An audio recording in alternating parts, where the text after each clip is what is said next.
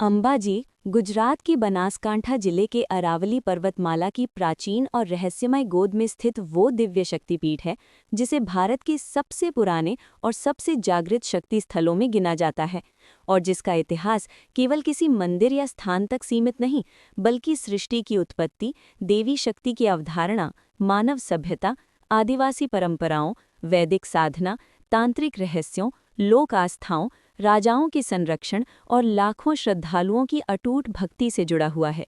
क्योंकि पौराणिक काल में राजा दक्ष द्वारा आयोजित यज्ञ में जब भगवान शिव का अपमान किया गया, तब माता सती ये अपमान सहन नहीं कर सकीं और यज्ञ की अग्नि में अपने प्राणों की आहुति दे दी। जिसके बाद जब ये समाचार भगवान शिव तक पहुंचा, तो वे अत्यंत क्रोधित होकर माता सती के मृत शरीर को लेकर आकाश, पृथ्वी और समस्त लोकों में तांडव करने लगे, जिससे पूरी सृष्टि के विनाश का भय उत्पन्न हो गया।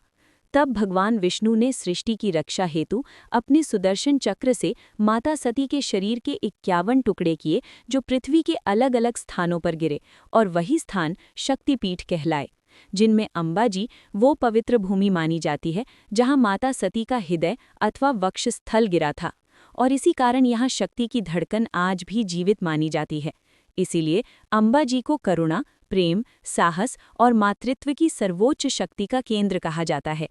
अंबाजी मंदिर की सबसे अनोखी और रहस्यमय विशेषता ये है कि यहाँ देवी की कोई मूर्ति स्थापित नहीं है, बल्कि गर्भगृह में एक दिव्य श्री यंत्र स्थापित है, जिस पर केवल श्री अंकित है, जिसे ब्रह्मांडीय ऊर्जा का प्रतीक माना जाता है। और कहा जाता है कि इस यंत्र की स्थापना मानव द्वारा नहीं, बल्कि देव शक्तियों द्वारा हुई थी, क्योंकि यहाँ देवी साकार रूप में नहीं, बल्कि ऊर्जा, चेतना और कंपन के रूप में विराजमान है।